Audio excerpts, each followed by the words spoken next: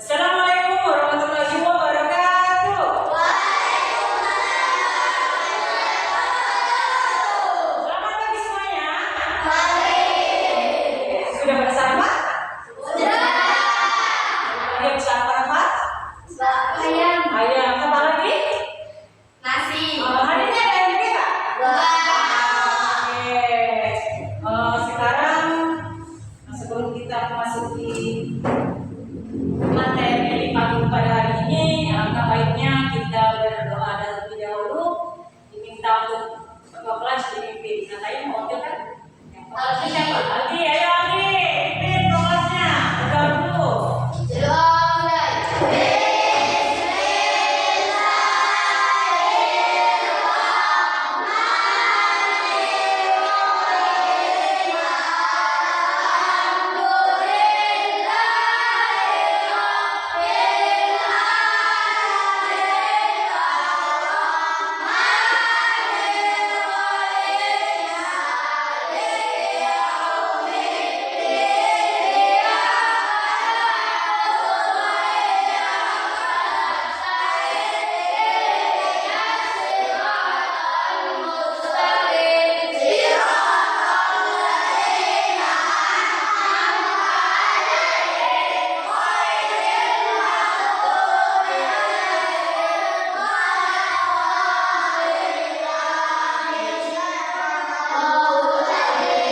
Terima kasih semuanya. Oke. Hari ini ada yang tidak masuk. Alhamdulillah masuk semuanya. Masih semuanya berapa? Oke, 14 ya. Oke, sebelum kita memasuki pelajaran pada pagi hari ini, kita ekspresi sebentar ya. Kita tepuk semangat. Oke, yang semangat gitu ya. Ya, mulai. Tepuk semangat.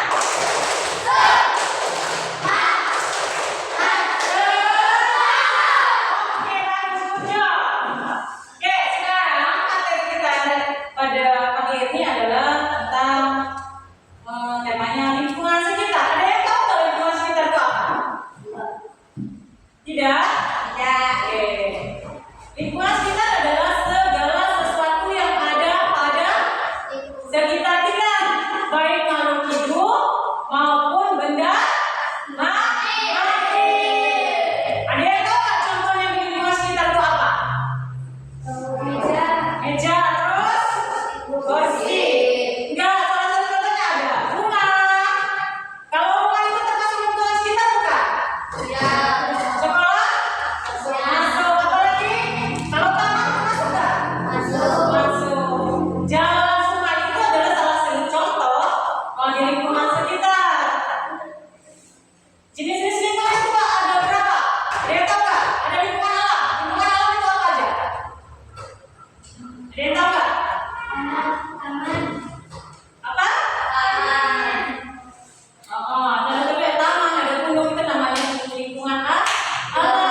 Sungai itu termasuk lingkungan alam. Pantai juga termasuk lingkungan alam. Itu adalah salah satu contoh di lingkungan sekitar. Ada juga banyak beberapa, nanti kita masuk di video ya.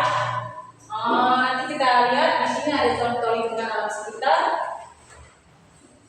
Iya.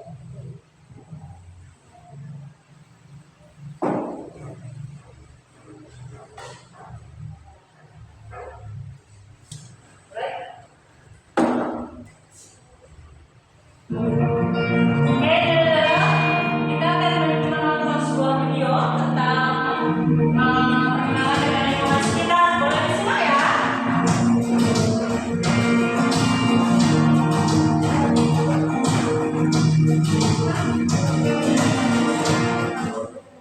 Berkenalan dengan lingkungan sekitar.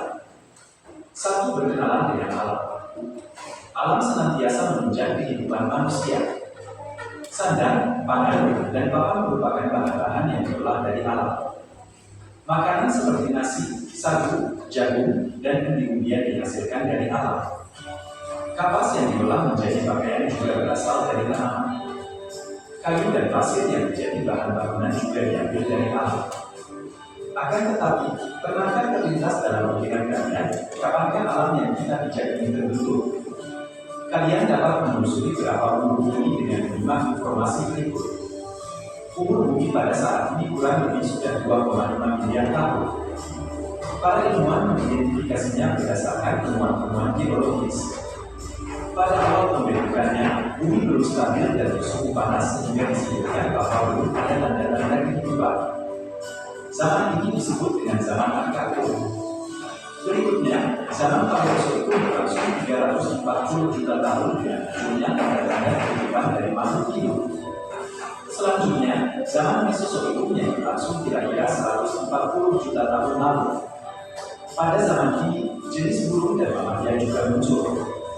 Kemunculan kedua jenis hewan ini terjadi karena jenis reptil besar, dinosaurus, mengalami perubahan akibat proses seleksi alam. Terakhir merupakan zaman Neozoikum yang terdiri atas dua zaman, yakni zaman Tersier dan zaman Kuarter. Zaman Tersier berlangsung sekitar 60 juta tahun lalu. Pada zaman ini berkembang jenis hewan langsung mamalia. Adapun pada zaman Kuarter mulai terdapat tanda-tanda kehidupan manusia. Zaman ini merupakan zaman terpenting bagi kemunculan aktivitas manusia. Setelah bumi terbentuk dan dapat dihuni manusia, berbagai perubahan pada bumi masih terjadi. Kini, bumi sedang mengalami pemanasan global warming. Pemanasan global terjadi akibat efek rumah kaca, polusi udara, polusi air, dan polusi tanah. Penyebab rusaknya bumi karena perilaku manusia itu sendiri.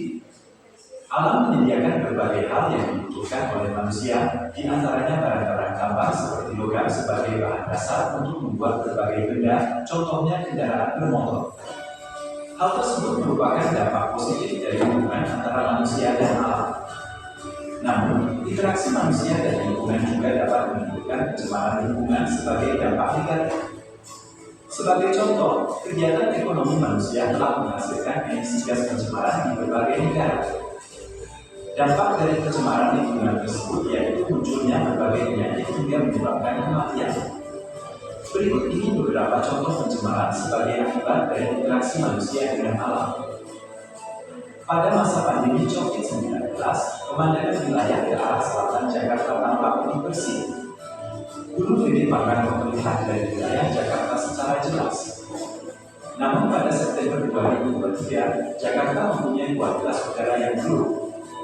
Kondisi tersebut terlihat dari letaknya udara yang tampak kotor. Apakah hal ini merupakan sebuah fenomena alam atau akibat dari banyaknya polusi udara? Pencemaran udara dapat terjadi karena emisi gas yang dihasilkan selama proses pembakaran. Pembakaran tersebut menghasilkan gas karbon dioksida CO2.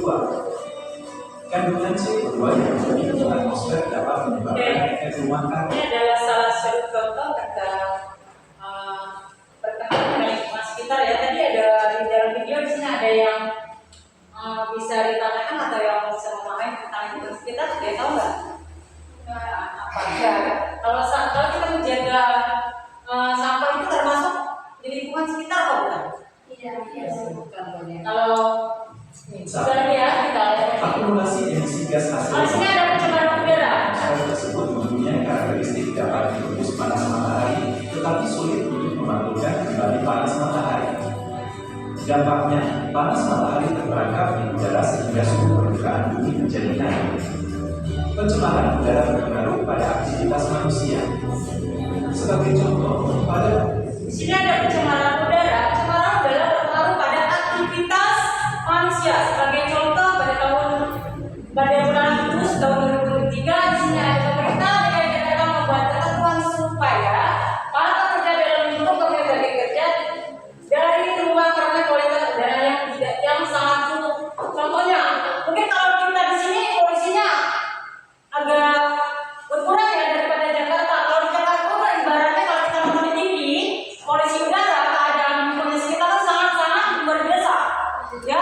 Baik apalagi asap itu kendaraan kan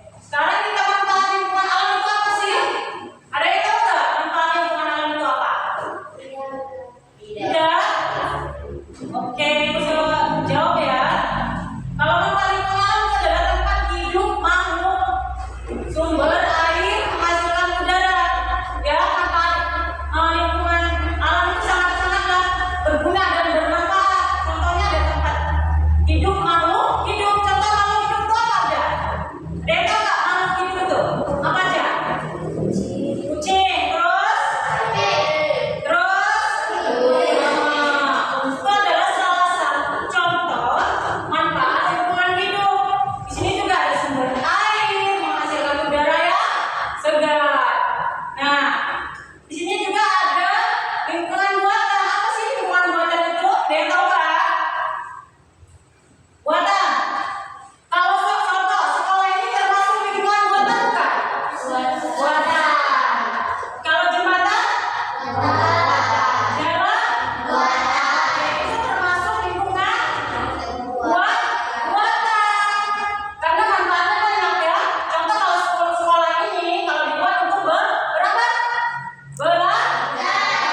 Kalau jembatan untuk jalan, beraktivitas, seperti kita bawa motor dan lain sebagainya ya. Kalau jalan raya, di sini ada kan di depan kan jalan raya ya. Itu termasuk lingkungan buatan manusia. Oke, baik, pintar. Kalau taman kota termasuk buatan bukan? Buatan. Gunanya untuk apa? Bermain ya, bermain dan pokoknya di taman kota ada macam-macam tempat bermain, ada area wisata dan lain sebagainya. Manfaatnya apa? Ada tahu nggak manfaatnya apa? Kemudian kan bukan belajar dan bermain ya. Oke? Sini ada juga menjaga kebersihan lingkungan. Cara kita menjaga kebersihan lingkungan itu apa? Biar lingkungan ini bersih. Ada yang tahu? Hah? Gimana caranya biar lingkungan kita ini bersih? Gimana? Ada yang tahu?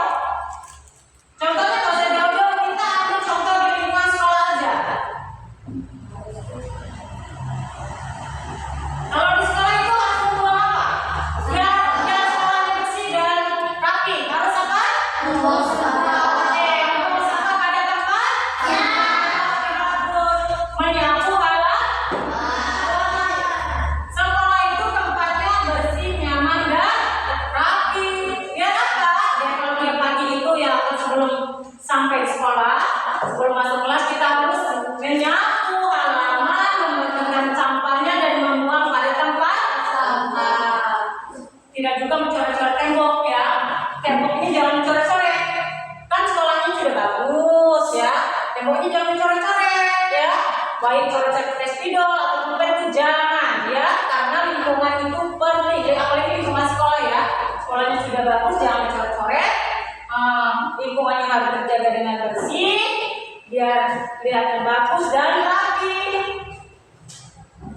Gitu juga dengan sewa-sewa lingkungan itu ya, harus kita bersihkan biar terjaga lingkungan sekolahnya biar keadaannya rapi dan bersih.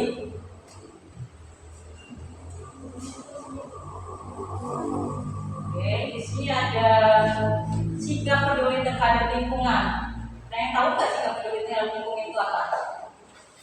Ada yang tahu? Apa? Ada yang tahu nggak? Oke, sikap peduli lingkungan itu adalah sikap peduli lingkungan harus dibiasakan sejak dini. Kalian baik di rumah maupun di sekolah harus peduli terhadap lingkungan sekitar. Contohnya di sini ada gotong royong, membersihkan kelas, menghemat air. Sekarang di sini ada kan air bersih? Ada. Kalau tiap pagi habis cuci tangan tuh, kalau habis cuci tangan perannya diapain? Matikan apa dibiarkan saja? Itu salah satu menghemat air atau tidak? Menghemat air itu adalah salah satu sikap peduli terhadap lingkungan. Contohnya kalau kita ke kamar mandi, kalau kotor ya dibersihkan, kalau habis ya apa kita dibersihkan ya. Di sini juga ada kegiatan lingkungan sekitar. Lingkungan sekitar itu ada kerja bakti, membersihkan sekolah dan menanam bunga di halaman dan membuang sampah sesuai jenisnya. Dan juga membersihkan tanaman bersama-sama teman. Sering nggak di sini yang tidak membersihkan halaman sekolah? Ada? Kalau tiap habis jajan, buang sampah pada tempatnya. Biasanya itu makan es, habis makan es, buang. Kemarin habis makan buahnya MDG dibuang sampah nggak pada tempatnya. Itu termasuk tidak menjaga lingkungan ya. Buanglah pada sampah pada tempatnya.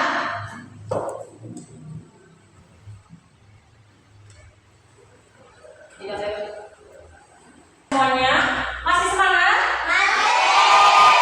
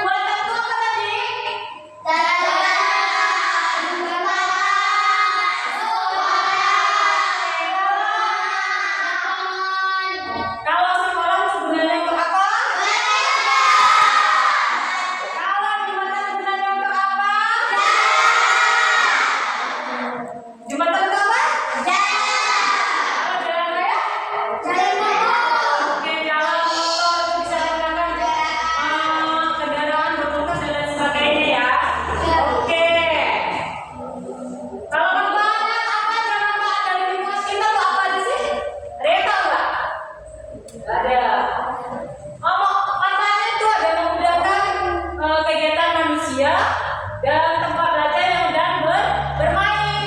Di sini juga ada menjaga kebersihan lingkungan tadi apa aja? Biar bersih, biar lingkungannya bersih. Gimana caranya kita menjaganya?